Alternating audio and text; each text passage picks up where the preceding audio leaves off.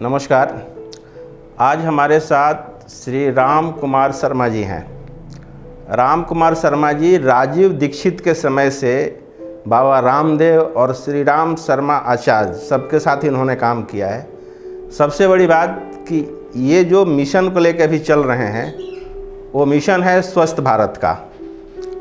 इन्होंने एक बात बताई है कि जब तक हम विकल्प के पीछे भागते रहेंगे हम स्वस्थ नहीं हो सकते हैं, और प्रकृति ने हमें वो चीज़ें दी हुई है जिसके उपयोग से हम स्वस्थ रह सकते हैं। दूसरा, अभी चर्चा के सिलसिले में इन्होंने बताया कि बच्चा जब जन्म लेता है तब से लेकर के और मरने के दिन तक दवा पे डिपेंड रहता है। इसका मुख्य कारण क्या है कि हम अपने प्राचीन चिकित्सा पद्धति यानी आयुर्वेदा को भूल चुके हैं। राम कुमार जी, आपका बहुत बहुत स्वागत है। आपसे हम जानना चाहेंगे कि भारतीय चिकित्सा पद्धति क्या है, यानी आयुर्वेद क्या है?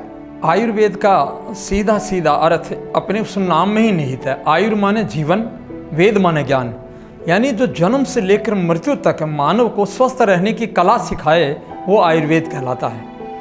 आयुर्वेद के अंदर में हम आज के जो समाज की, मनुष्य की, समाज की, सरकार की, सबकी जो स्थिति है वो आयुर्वेद को समझते हैं कोई दवाओं का दूसरा धंधा। जैसे एलोपैथिक दवा वैसे आयुर्वेदिक दवा, गोली, चटनी, चूर्ण, सिरप, इनको दवा मानकर आयुर्वेद समझते हैं। ये एक बहुत बड़ी भ्रांति है। आयुर्वेद के अंदर में जो 85 से 90% भाग है वो जीवन जीने की कला है। मानव का शरीर, उसकी आयु क्या है, काल क्या है, प्रकृति क्या है, उसकी वात की है, पित्त की है, कफ की है, मौसम क्या है, उसके अनुसार उसको आहार और विहार उसके अनुसार क्या लेना चाहिए, और उसकी दिनचर्या कैसी होनी चाहिए, किस समय में क्या करना चाहिए, ये पूरा का पूरा जो विज्ञान है ये आयुर्वेद कहलाता है। और आयुर्वेद का जो मूल सिद्धांत है वो है निदानम कारणम, यानी आप बीमारी हुई तो उसके कारण को पकड़ो। आयुर्वेद कभी लक्षणों पर नहीं जाता। कारण का अगर आपने निदान कर दिया, कारण को अगर आपने मिटा दिया तो आप समझ लीजिए रोग आपका बिना दवाओं के चला जाएगा। मैं एक उदाहरण से समझाना चाहता हूँ कि जैसे एक नल खुला हुआ है और नाली में पानी बह रहा है, एक बहन चाहती है कि नाली का पानी सूख जाए तो वो झाड़ू लेकर बराबर निकाल रही है लेकिन पानी का रुक नहीं रहा है। तो किसी ने कहा झाड़ू बदल लो, ये नहीं दूसरी कंपनी के ले आओ, इलेक्ट्रॉनिक ले आओ, फाइबर के ले आओ। तो झाड़ू में बदल रही है लेकिन पानी का प्रवाह नहीं रुकता। तो एक समझदार व्यक्ति आकर कहता, बहन पहले ये देख आ कहाँ से रहा पानी। तो पता चला नल खुला हुआ है। तो जाकर उसने नल बंद कर दिया और कहा, बहन अब तुम झाड़ू लगाओगी तो तुम्हारा नाली सूख जाएगी, अगर तुम नहीं भी लगाओगी तो तुम्हारा ये पानी 5 मिनट में बह जाएगा, नहीं तो 1 मिनट में चला जाएगा।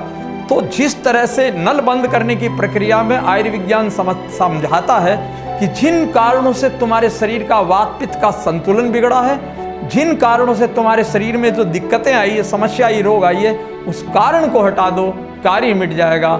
इसी बहस पर, इसी आधार पर पूरा का पूरा आयुर्विज्ञान टिका हुआ है। और चटनी चूर्ण तो हमारी बहुत दूर की चीज़ है। अगर आपने दवा नहीं ली और केवल जीवन पद्धति, आहार का क्रम, आपने अपनी दिनचर्या, खान पान, रहन सहन सुधारा तो 100 में से 90% बीमारियां, यहां तक कि आयुर्वेद की दवाओं के बिना भी व्यक्ति स्वस्थ हो जाता है। ये विज्ञान आयुर्वेद है।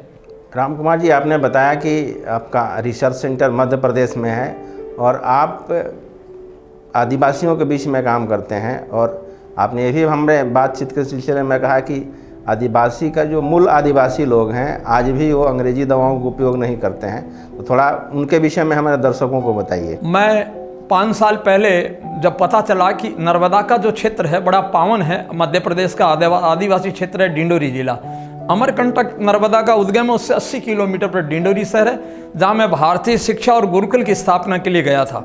तो वहाँ पर जाने पर पता लगा कि यहाँ एक आदिवासी बेगाचक है जहाँ आज से 10,000 साल पहले के भारत और उसके ज्ञान की और परंपराएं सुरक्षित है। वो जंगलों में रहती है और मिट्टी का तेल और नमक के अलावा बाहर की दुनिया का कोई सामान नहीं लेते। उनकी अपनी परंपरागत चिकित्साओं का इतना गहरा ज्ञान है कि वो सारा का सारा स्वावलंबी है। तो वहाँ जाने के बाद जंगलों की जड़ी बूटियाँ और वहाँ ऐसी ऐसी औषधियों का पता चला। एक छोटी सी घटना बताएं कि हमारे एक भाई है जो इस क्षेत्र में शोध का कार्य करते हैं, तो बताने लगे, गुरुजी हम जब वहाँ गए तो मैंने पूछा कि उनके यहाँ एक जूड़ी होती है, जड़ी बूटी, तो लगाने के बाद जैसे सर्जरी के बाद डॉक्टर कब कितना उसमें स्टिचिंग करते हैं, कितनी दवाइयाँ लगाते हैं, और वो तत्काल उस दवा को बांधते हैं, 5 मिनट के अंदर में कटा हुआ घाव भर जाता है। तो प्राचीन काल में जब सेनाओं का हम देखते हैं इतिहास में उठा करके, राम के समय राम और महाभारत के समय कट जाते थे, रात में सुबह युद्ध में लग जाते थे। तो इन विधाओं का प्रयोग करते हैं। तो उन्होंने प्रदर्शन दिखाया कि मुर्गे को उठाया और यहाँ से फाड़ दिया, 2 भाग करके दिखाया और पकड़ करके 5 मिनट वो जुड़ी लगाई, 5 मिनट के बाद मुर्गे को छोड़ा, वो दौड़ता चला गया। तो आज भी जो भारत को कहीं, आज भी लोग कहते हैं अगर कहीं भारत को जिंदा देखना है तो आप मध्य प्रदेश का डिंडोरी जिला देखो, जो पूरा आदिवासी क्षेत्र है, वनों से घिरा हुआ है। तो वहीं पर जाकर हम लोगों ने, चूँकि पवित्र वातावरण है वहाँ पर, ज्ञान की संपदाएं भरी पड़ी है, जड़ी बूटियों का खजाना है, तो वहीं एक छोटा सा इस तरह का वहाँ केंद्र स्थापित किया है। तो वो परंपरागत ज्ञान, उसके अलावा मैं एक विषय और डालना चाहूँगा, आज अग्निहोत्र विज्ञान। मेरा जीवन 20 वर्षों से निरंतर अग्निहोत्र को करता है। गाय को हमने अपनी संस्कृति का माता माना है। आयुर्वेद का मूल आधार गाय है, उसमें गौमूत्र, गो दुग्ध, घृत आदि जितनी चीज़ें हैं वो सब आयुर्वेद के अंदर में गाय का इतना समावेश है, उसके बिना तो कल्पना नहीं की जा सकती आयुर्वेद की। उस गाय के विज्ञान पर, अग्निहोत्र पर मैंने पिछले 20 वर्षों से काम किया और केवल उसकी भस्म, जिस तरह बेगा आदिवासी क्षेत्र में हमने उस जुड़ी को देखा है, वैसे ही मैं आपके सामने खड़ा, मेरा 11 बार पूरे भारत के भ्रमण पे एक्सीडेंट हुए हैं, भयानक एक्सीडेंट हुए, और मैंने उसकी जो भस्म तैयार करता हूँ मेरे शरीर पर लगाई तो 10 से 15 सेकंड के अंदर में, 1 मिनट से 1.5 मिनट में खून बंद हो जाता है, 20 से 25 मिनट में दर्द 90% खत्म हो जाता है, और 24 घंटे में मेरे शरीर के घाव खत्म हुए। जितने लोगों पर मैंने प्रयोग किया उनको खत्म हुआ। तो भारत के आयुर्वेद की परंपराओं में, ज्ञान की परंपराओं में इतने वैज्ञानिक सत्य भरे पड़े। दुर्भाग्य इस राष्ट्र का क्या है कि यहाँ हमने मैकाले की शिक्षा में पढ़ते पढ़ते, और मैकाले ने बड़ी योजना के तहत भारत को अपंग बनाने के लिए, एलोपैथी का बाजार खड़ा करने के लिए उसकी पढ़ाई कराई, लेकिन भारतीय शिक्षा से भारतीय ज्ञान और परंपराओं को काट कर फेंक दिया। इस राष्ट्र के लोगों को अगर रोग मुक्त जीवन जीना है, पूर्ण स्वस्थ जीवन जीना है और अखंड स्वास्थ्य, यहाँ प्रश्न ये नहीं है, अखंड शक्ति यानी जीवन से मृत्यु तक अखंड स्वास्थ्य, रोग रहित जीवन जीना है, कमजोर रहित जीवन जीना है, तो उन्हें हमें इस आयुर्विज्ञान के ज्ञान को प्राप्त करना पड़ेगा। सरकार, राजतंत्र और जो कुछ व्यवस्थाएं अगर नहीं चाहती तो आपका स्वास्थ्य आपकी आवश्यकता है, तो आपका अपना धर्म बनता है राष्ट्र का प्रत्येक व्यक्ति आयुर्विज्ञान को पढ़े। उसमें हम साहित्य और ज्ञान को, जो कुछ हमने आयुर्वेद का मंथन किया पिछले 40 वर्षों में ग्रंथों को पढ़कर, उस दूध को मक्खन में बदल करके घृत के रूप में हमने निचोड़ कर आयुर्विज्ञान को, स्वास्थ्य विज्ञान को दे दिया है। वो अगले दिनों में आप तक आएगा और घर घर में जो अपनाया जाएगा तो ये राष्ट्र स्वस्थ होगा। करोड़ों अरबों रुपया जो प्रतिदिन हम जहरीली दवाइयाँ खा करके अनेकों जेब में डाल रहे हैं और अपने समाज को, शरीर को बीमार करके अनेक रोगों से ग्रसित हो रहे हैं, इससे हम मुक्त होंगे तो नए सिरे से हमारा समाज सुखी होगा, परिवार सुखी होगा और ये राष्ट्र खड़ा होगा। इसीलिए आयुर्विज्ञान को आप सब जानें और उन विधाओं को सीखेंगे तो आप देश का, समाज का भला कर सकते हैं। हमारा तो मिशन ये कि स्वस्थ नागरिक राष्ट्र की बेशकीमती संपदा है, अतः स्वस्थ रक्षा राष्ट्र रक्षा है। जो व्यक्ति अपने को स्वस्थ करता है वो राष्ट्र की बहुत बड़ी सेवा करता है। इसलिए मैं चाहता हूँ कि आयुर्विज्ञान का ज्ञान आप लें और अपने घरों में, अपनी परंपराओं में स्वाध्याय के द्वारा प्राप्त करें। और बहुत सहज और बहुत सरल है, समझने के लिए छोटे से सिद्धांत है। निश्चित तौर पर हम अंधकार में जी रहे हैं। भाई साहब जैसे कह रहे हैं, मैं देखता हूँ आज बच्चा माँ के पेट से रोगी पैदा होता है और रोगग्रस्त अवस्था में ही वो बढ़ता है जीवन में, और उस रोगग्रस्त अवस्था में मृत्यु को प्राप्त हो जाता है। जीवन में अखंड स्वास्थ्य की, अखंड शक्ति की उसको एक झलक नहीं मिलती। इस दुर्भाग्य का कारण है हमने आयुर्वेद को त्याग दिया, आयुर्विज्ञान के शिक्षण को त्याग दिया है। पुनः हम इसको ग्रहण करेंगे तो भारत और पूरी दुनिया, विश्व मानवता पुनः अपने स्वास्थ्य को प्राप्त करेगी। अंत में आखिरी प्रश्न है, अभी हम बैठे बैठे चर्चा कर रहे थे कि आपने चाय को जहर बताया, लेकिन हमारा राष्ट्रवादी सरकार के प्रधानमंत्री मोदी जी हैं और इनकी भी चर्चा चाय पे ही होती है, तो आप चाय के विषय में क्या कहना चाहेंगे? देखिए, चाय आयुर्वेद के, मैं विज्ञान से आपको चाय के बारे में बताऊं। आयुर्वेद कहता है कि कोई भी औषधि है अगर आप रोगग्रस्त अवस्था में लेते हैं तो वो शरीर के लिए हितकर है, और वो अगर बीमारी नहीं है लेंगे तो उसके साइड इफेक्ट होंगे।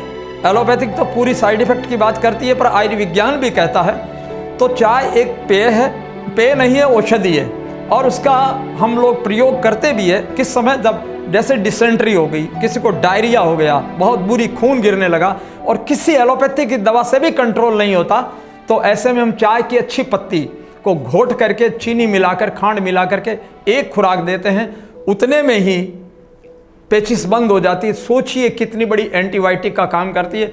और उस दवा को हमने पेय के रूप में लेना शुरू किया। चाय भयानक एसिडिक है। कहते हैं मांसाहारी लोगों के शरीर में बहुत तेजाब होता है और रोग सबसे ज़्यादा दुनिया में मांसाहार करने वालों में है। तो चाय मांस से 8 गुना ज़्यादा एसिड फर्मेंट करती है। और उसके बाद आज के समय में जो चाय के बागानों में मैंने 18 वर्ष भ्रमण करके सर्वे किया है, तो 100 प्रकार के पेस्टिसाइड उस पर डाले जाते हैं। और आज जो गैस्ट्रिक ट्रबल है, आंतों में अल्सर है, भूखने लगना है, एसिडिटी है, जॉइंट के दर्द है, माइग्रेन है, शरीर में सुस्ती, कमजोरी, चक्कर आना, महिलाओं में लोकोरिया, ये जितनी बीमारियां हैं ये सारी की सारी चाय के पीने के कारण है। और इसको हमने अपनी परंपराओं में डाल लिया। और हम जिस देश में दूध दही की नदियां बहती थी, उस देश में चाय का विस्तार क्यों किया अंग्रेजों ने? कभी आपने सोचा? एलोपैथिक दवाओं का बाजार खड़ा है। आप बताइए हथियार कब बिकेंगे? जब युद्ध होंगे। तो युद्ध कब हो उसकी परिस्थितियां भी हथियार बनाने वाले दुनिया में लोग पैदा करते हैं। ऐसे ही दवाओं का जो बाजार खड़ा है, जिसको हम मानते हैं कि हमारा स्वास्थ्य प्रदान करेगा, वो एक प्रकार का बाजार है। और उस दवाओं के बाजार को क्रिएट करने के लिए समाज बीमार कैसे पड़े? तो बीमार जब पड़ेंगे तो दवाओं को खाएंगे आप। इसी देश के अंदर में मैंने वो युग देखा है। आज मेरी आयु 68 साल की हो गई, मुझे 5 पैसे की दवा का काम नहीं है। 18 साल के बालक जैसी मेरी ऊर्जा है, शरीर का लचीलापन है। मैंने जीवन में कभी चाय नहीं छुई, लाखों लोगों को स्वस्थ करता हूँ। क्या है? तो ये चाय का जो विज्ञापन विस्तार हुआ इसलिए हुआ कि इस देश के लोग बीमार पड़े। यहाँ सिगरेट, तंबाकू, शराब सब सिस्टम से भारत में आई और ये देश पूरा उसमें फंसा हुआ है। अब चूंकि परंपराओं में इस कदर 100-150 साल में फैला कि चाय को तो हमने मान लिया कि हमारा आतिथ्य का अधिकार है। अंग्रेजों ने आपको दूध पार्टी नहीं दी, मट्ठा पार्टी नहीं दी, टी पार्टी दी। तो आज तक वो पार्टियां टी पार्टी के नाम पर प्रसिद्ध है। और 1920 के अंदर में जब इलाहाबाद का कुंभ लगा हुआ था, यानी आज़ादी के पहले, तो हमारी दादी कुंभ में गई, तब तो जाना बड़ा दुर्लभ काम था। राजस्थान से आई तो वहां पर 1 कप 1 कुल्हड़ चाय पीने के पीछे उन्होंने 12 ग्राम शुद्ध चांदी का सिक्का बांटा।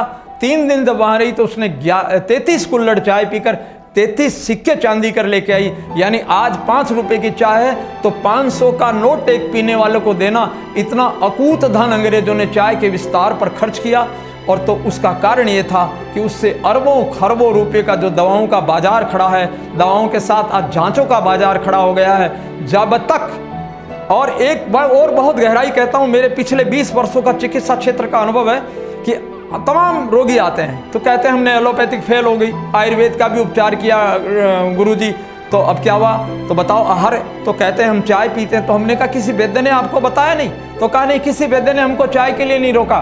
तो हमने कहा जो दवा दे रहे हैं वो ठीक है, केवल तुम चाय को बंद करके फिर यही दवा लो और 1 हफ्ते बाद मिलो। तो चाय बंद करते ही कहते हैं कि गुरुजी अब तो एकदम पूरा आराम आ गया। यानी चाय का जो एसिडिक प्रभाव है, इसका तेजाबी प्रभाव है, आयुर्वेद की जो शक्तिवर्धक दवाइयां हैं उनके प्रभाव को ये खत्म कर डालता है। तेजाब एक प्रकार का ऐसा खतरनाक जहर है चाय का, वो आपके शरीर में जाने वाली समस्त शक्तिवर्धक। और एक घटना बताऊं आपको, मैं पाकिस्तान के बॉर्डर पर था, छत्तरगढ़ बीकानेर में एक सर्वे पर। तो वहां पर चाय का विषय लेकर चल पड़ा। तो एक माता जी आई, 85 साल की बुढ़िया खड़ी हुई, कहता बेटा ये गोरा लोग आए और उन्होंने चाय पिला पिला कर हमको बर्बाद कर दिया। तो बोले मैं 85 साल की हूँ, अभी 3 बजे उठकर मैं चक्की पीसती हूँ, आधा 1 घंटा 10 किलो। और मेरे सामने मेरे पोते की बहुएं आई है, छोरियां हैं, तो उनके सर में सर दुखे है, कोई का कमर दुखे है, कोई में शरीर में जान नहीं है। तो ये चाय के, तो मैंने कहा माता जी आपको क्या पता चाय से ही होता है? तो उन्होंने कहा तुमने कभी किचन में काम किया? मैंने कहा जी माता जी। बोले कभी दूध का बर्तन धोया? मैंने कहा धोया, अंगुली चिकनी होती है, होती है। तो कहा कभी चाय के बर्तन को देखा धो करके, कभी तुम्हें चिकना मिला? तो मैंने कहा नहीं मिला, चाय का बर्तन हमेशा सूखा मिलता है, प्रत्येक माँ बहन उठाकर देख ले। तो उन्होंने कहा बेटा 10 किलो दूध में हम 2 चम्मच चाय की पत्ती डालकर जब उबाल कर उसका दही बनाकर मंथन करते हैं तो 1 बूंद घी नहीं निकलता। तो उन्होंने कहा चिकनाई शरीर के वायु का कंट्रोल करती है, और वायु जब अनकंट्रोल होती है या गड़बड़ाती है तो 120 किस्म के रोग शरीर में पैदा करती है। तो इस चाय ने हमारे शरीर की चिकनाई को काट दी, ग्रीस हट गया तो जॉइंट का दर्द होने लगा, वायु अनकंट्रोल हुई तो 50 रोग खड़े हो गए। तो भाइयों बहनों, इस तरह से ये चाय इतना बड़ा विषय है। इसके अलावा एक और घटना मेरे सामने आई। एक बार मैं खड़ा था चाय की दुकान पर, तो एक मैकेनिक आया जो ये ग्रीस वगैरह का काम करता है। तो उसने उससे कहा भाई चाय की पत्ती उबली हुई, तो उसने कहा नीचे रखी हुई है। उसने हाथ उठाया और ग्रीस हाथ को ऐसे रगड़ा, रात साफ हो गया। तो मैंने कहा इसको तुम सर्फ से धो लेते, रिन साबुन से। बोले बाबूजी रिन साबुन लगाऊंगा तो 3-4 बार लगाऊंगा तब साफ हुआ। यानी उबली हुई चाय की पत्ती से एक बार इसमें रगड़ता हूं तो मेरे हाथ की चिकनाई खत्म हो जाती है। तो जो उबली हुई चाय की पत्ती ग्रीस जैसी की चिकनाई काट देती है और प्रतिदिन हम कपों में डालकर जब शरीर में पीते हैं तो शरीर के भीतर की स्थिति कहां से हो गई। आज मानव की शक्ति गिरती चली जा रही है। हमारे बीज, मानवीय बीज, शरीर में धातु वीर्य पुष्ट होता है जिससे हम संतानों को स्वस्थ जन्म देते हैं। आज हमारा बीज इतना दुर्बल हो गया कि 4-4, 5-5 फुट के बच्चे पैदा होते हैं और उनकी हाइट नहीं बढ़ती, उनका ब्रेन नहीं चलता, चश्मा लग रहा है। हमने चाय पी करके पिछले 100 सालों में अपनी नस्लों को खराब कर दिया। नस्ल सुधार का पशुओं पर तो काम सरकार कर रही है और मनुष्य की नस्ल बर्बाद होती चली जा रही है इन नस्लों के चक्कर में। तो इस तरह से चाय ने बहुत हानि पहुंचाई है और जब तक समाज, राष्ट्र के लोग इससे मुक्त नहीं होंगे तब तक ये कभी स्वास्थ्य पा न सकेंगे, स्वास्थ्य की झलक मिल नहीं सकेगी और ये ऐसे ही कष्ट भोगेंगे। तो लिहाजन मेरा करबद्ध निवेदन है कि 2 ही विकल्प है, या तो आपका संकल्प बल इतना तेज हो, तीव्र हो कि एक झटके से हम चाय को छोड़ दें, तो आप 1 हफ्ते में बिना किसी दवा के अपने शरीर का परिवर्तन देखोगे कि कितनी प्रकार की बीमारियां, गैस्ट्रिक लगना, भूख न लगना, शरीर का भारीपन आपकी एकदम खत्म हो जाएगी। दूसरा विकल्प, तो विकल्प के ऊपर हमने आयुर्वेद से जुड़ा हुआ कुछ इस तरह के उत्पादन तैयार किए जो चाय को आपको सहजता से छुड़ा भी दे और चाय से उत्पन्न होने वाले रोगों से आपको मुक्त कर दे। तो निश्चित तौर पर आप एक नए जीवन की ओर बढ़ेंगे, यही हमारी मंगल कामना है। अंत में हमारे युवाओं को जुआ रहने के लिए और बुजुर्गों को स्वस्थ रहने के लिए क्या कहना चाहेंगे? युवाओं को स्वस्थ रहने के लिए पहला संकल्प यही करना पड़ेगा कि चाय जैसे घातक जहर से अपने को दूर करे, क्योंकि युवाओं की जो शक्ति है शरीर की धातुओं पर टिकी है। आज धातु ही शरीर का मूल तत्व जिस पर हमारा सारा का सारा शक्ति और दारमदार है। और ये चाय जैसी नशेली चीज़ें, गुटखा, पान मसाला, जितने भी ये कोल्ड ड्रिंक आदि जितने भी फास्ट फूड वगैरह जो हम खा रहे हैं, आप सीधे सीधे मैं युवकों से एक प्रश्न करता हूं, निवेदन भी करता हूं कि अगर हम बिल्डिंग बना रहे हैं और उसका मटेरियल घटिया है, बालू घटिया है, सीमेंट की जगह राख मिली हुई है, तो आप एक बार स्ट्रक्चर तो खड़ा कर दोगे देखने में बढ़िया लिपाई करके, लेकिन एक भूकंप का झटका आएगा तुरंत टूट जाएगा। मजबूती शरीर की तभी है जब मटेरियल मजबूत हो। आयुर्वेद कहता है जैसा आहार हम लेंगे वैसे ही हमारे शरीर का निर्माण होगा। कहते हैं स्वस्थ तो हमको जितना हम स्वास्थ्यवर्धक पौष्टिक आहार लेंगे, जितना हमें आहार विज्ञान का ज्ञान लेंगे आयुर्वेद के माध्यम से, क्या खाना चाहिए। युवकों को सबसे पहले नाश्ते के अंदर में ब्रेड और ये सड़े गले चाय, बिस्कुट, टोस्ट, रस खाते हैं, उसकी जगह उनको खाना चाहिए अंकुरित तन। चना है, मूंग है, बढ़ता हुआ शरीर है, उसमें मूंगफली है, बादाम है, किशमिश है, अखरोट है जो, और उसके बाद उनको पीना चाहिए शुद्ध देसी गाय का दूध, मक्खन, मिश्री। तो दूध नहीं तो तखर ले, छाछ ले। तो ये आहार में अगर लेंगे, शरीर में आज हड्डियां कमजोर होती जा रही है, शरीर को कैल्शियम और फास्फोरस की कमी। और एक बात और कहूंगा, चाय का जहर तो आया, उस जहर के साथ ये सफेद सल्फर चीनी चली आई। सल्फर क्या है? वो केमिकल है जो हमारी हड्डियों को गलाता है। आपको बताऊं, वापी में एक बहुत बड़ी फैक्ट्री है जहां हड्डियां गलाने का काम होता है। जितने बूचड़ खानों की हड्डियां वहां आती है तो वो सल्फर के अंदर में उन हड्डियों को डाल देते हैं, तो 8 और 9 दिन में सारी हड्डियां डिजोल्व हो जाती हैं, उनके अंदर केमिकल निकलते हैं। तो जो सल्फर, चीनी को सफ़ेद करने के लिए सल्फर की कोटिंग की जाती है। जैसे चीनी उतरती है तो जितना वाइट करना होता है, 1 कोटिंग, 2 कोटिंग, 3 कोटिंग, वो सल्फर की जो कोटिंग होती है उससे चमकदार चीनी होती है। और ये सल्फर की चीनी चाय के साथ मिली और शरीर में जो जा रही है उसी में कोल्ड ड्रिंक बनते हैं, उसी से टॉफियां बनती है, उसी में भी, यानी चारों तरफ मिठाई से लेकर के सल्फर भयंकर मात्रा में हमारे युवाओं के शरीर में जा रहा है। तो पता लगा 18-20 साल के युवकों के दांत खराब हो रहे हैं। जिसको देखो दांतों का रोगी है, जिसको देखो दांत खराब, कीड़े पड़ रहे हैं, हड्डियां कमजोर हो रही है। तो इन सब से युवाओं को है एक ही निवेदन है कि आपको आहार विज्ञान का ज्ञान लेना चाहिए। भविष्य में इस श्रृंखला को हम विधिवत लेकर आएंगे आपके सामने में, तो निश्चित तौर पर आप सुनोगे और अपनी दिनचर्या को बदलोगे तो आपका शरीर स्वस्थ होता चला जाएगा।